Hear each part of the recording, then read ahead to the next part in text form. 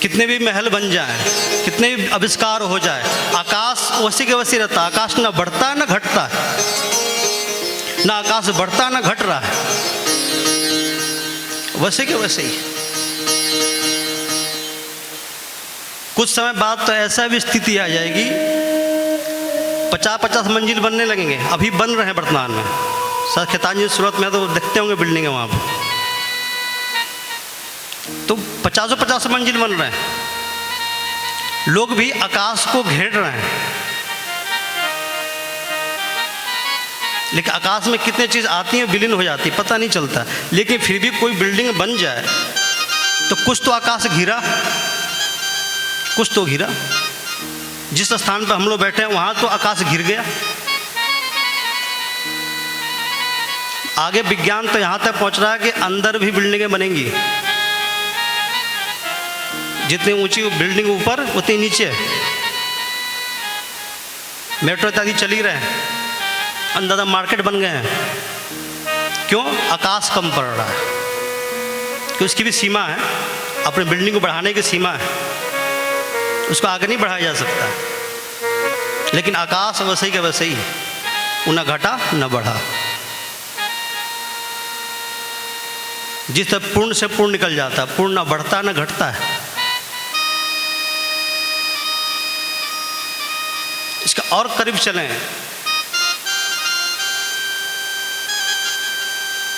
तो सच्चित आनंद, आकाश से बड़ा तत्व होता है महत तत्व, भगवान श्री कृष्ण। सारे वस्तुएं उनसे निकलती हैं और उन्हीं में समा जाती हैं। पूर्ण से सब निकला, कार्य ब्रह्म निकला और कार्य ब्रह्म भी पूर्ण ब्रह्म में समाहित हो गया। न वस्तु घटी न बढ़ी। जिस तरह प्रेम है, एक भाषा में बोला जाता प्रेम, रसो वैसा। भगवान का अगर लक्षण दिया जाता तो प्रेम है। प्रेम के लक्षण से भगवान समझ में आते हैं।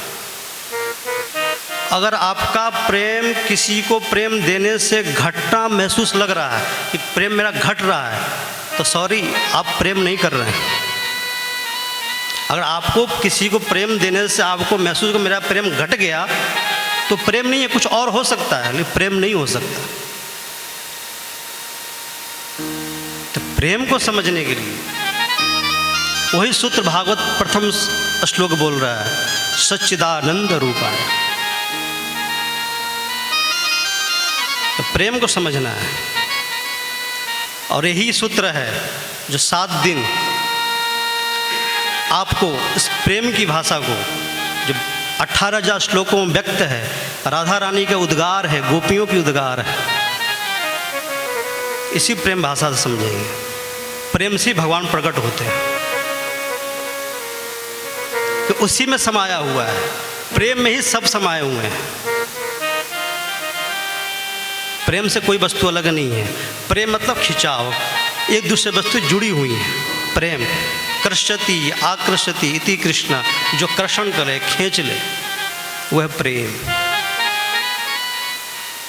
तो सारे वस्तु उसमें समाई हुई है, प्रेम में आ गई है। हर चीज में है। नाना प्रकार के अवतार लेता है, नाना प्रकार के योनियों में आता है, सिर्फ उन योनियों को ताड़ने के लिए। मनुष्य का रूप लेता है भगवान राम मनुष्य अवतार में, शिव मानवों को ताड़ने के लिए। भगवान श्री कृष्ण शिव मनुष्यों को ताड़ने के लिए मत्स्य अवतार लेता है, जलचर को ताड़ने के लिए कच्छप अवतार लेता है। वही सत्य, वही पूर्ण सब अवतारों में आता है, सब योनियों को ताड़ने के लिए। वही पूर्ण ब्रह्म आज इस धरा पे पूरी पीठ, पूरी क्षेत्र में, जगन्नाथपुरी क्षेत्र में भगवान जगन्नाथ के रूप में प्रकट है। वही पूर्ण ब्रह्म। जगन्नाथ जी का लोग कहते हैं कि कलयुग में राजा हैं। इनका प्रमाण क्या है? आजकल लोग ज़्यादातर वेदों में प्रमाण खोजते हैं कि जगन्नाथ जी का प्रमाण क्या है। किसी में उदाहरण आया है, किसी पुराण में, किसी ग्रंथ में, कि ऐसे ही हम पूज रहे हैं, ऐसा क्या प्रमाण है? तो मैंने इस पर खोजा, मैंने रिसर्च किया, तो मुझे वेदों में जगन्नाथ जी का उल्लेख मिला है। वेदों में भी आया है, कुछ पुराणों में भी आया जगन्नाथ जी का उल्लेख। एक तैत्तिरीय उपनिषद में जगन्नाथ जी का श्लोक आया है, अदो यद दारू पल्वते सिंधो पारे अपरुषम तदा भास्व दुर्हणो तेन गच्छ परस्तरम। जो दारू, यद दारू, दारू मतलब भगवान जगन्नाथ। दारू की लकड़ी होती है, उसे भगवान जी जगन्नाथ जी का निर्माण किया जाता है। तैत्तिरीय उपनिषद में आया। एक अथर्ववेद में भी इसका आया, यद दारू पल्वतो सिंधो। सिंधो मतलब समुद्र, समुद्र किनारे दारू की लकड़ी से बनाई हुई प्रतिमा जगन्नाथ जी की प्रतिमा है। एक तंत्र यामल एक ग्रंथ है, उसमें भी भगवान जगन्नाथ जी का वर्णन मिलता है। उसमें आया है, भारते च उत्कले देशे, भारते च उत्कले देशे भूस्वर्गे पुरुषोत्तमे दारू रूपी जगन्नाथो भक्ता नाम भयप्रदा। दारू रूपी जगन्नाथ, जगन्नाथ जी का नाम तंत्रयामल ग्रंथ में भी आया है। इससे सिद्ध होता है कि अनादि काल से पूर्ण ब्रह्म परमात्मा जगन्नाथ के रूप में आज हम सामने विराजमान है। अनादि काल से जगन्नाथ जी का महत्व। और मत्स्य पुराण में माता बिमला जी का भी वर्णन आया है, जिनके गोद में हम लोग बैठे हुए हैं। उनमें आया है, गया या मंगला, गया में मंगला जी हैं।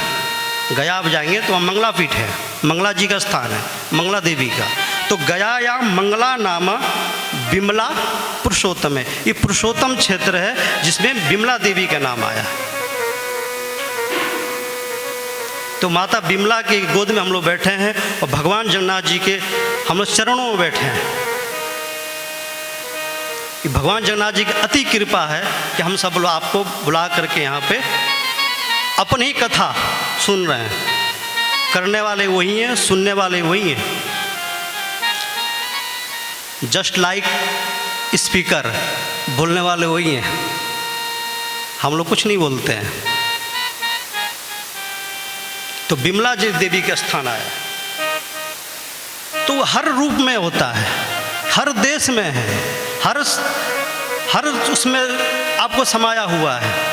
मुसलमान उनको अल्लाह कहते हैं, ईसा जो क्रिश्चियन है ईसा कहते हैं। हर सत्व हर एक में समाया हुआ है, वही सत्व है, उससे भी अलग कुछ नहीं है, वही पूर्णमिदम है, उससे कुछ अलग नहीं है। आज भी पश्चात लोग हमारी संस्कृति को अपना रहे हैं, अब उनको आना ही पड़ेगा। केडिया जी से हमारी बात होती है, इस पर चर्चा करते हैं, बात हकीकत है, उनको आना ही पड़ेगा, लौटना पड़ेगा पश्चात को सनातन धर्म में।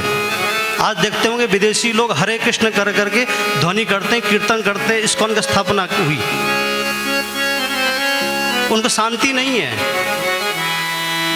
क्योंकि उन्होंने सिर्फ विज्ञानवाद को बढ़ाया, धर्म को नहीं बढ़ाया।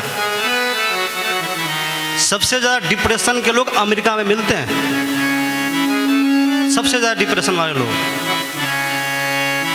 तो हर देश में है, हर समय समाया हुआ है।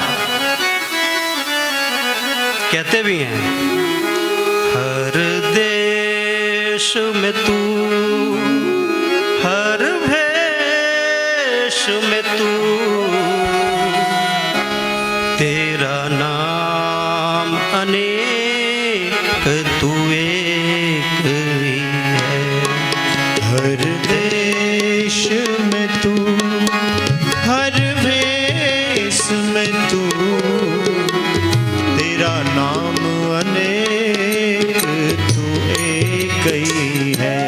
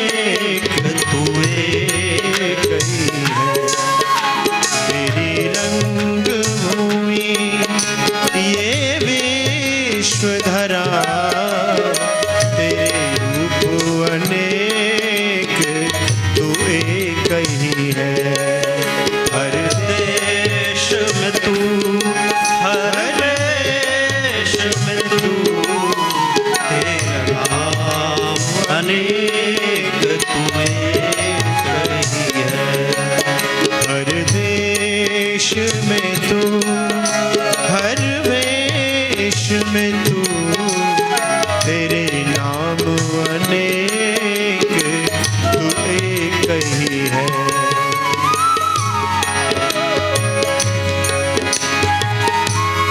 हर जगह समाया हुआ है, नाम अलग अलग है, प्रकार भिन्न है, आकार अलग है, वही साकार मूर्ति भगवान जगन्नाथ के रूप में उपस्थित है।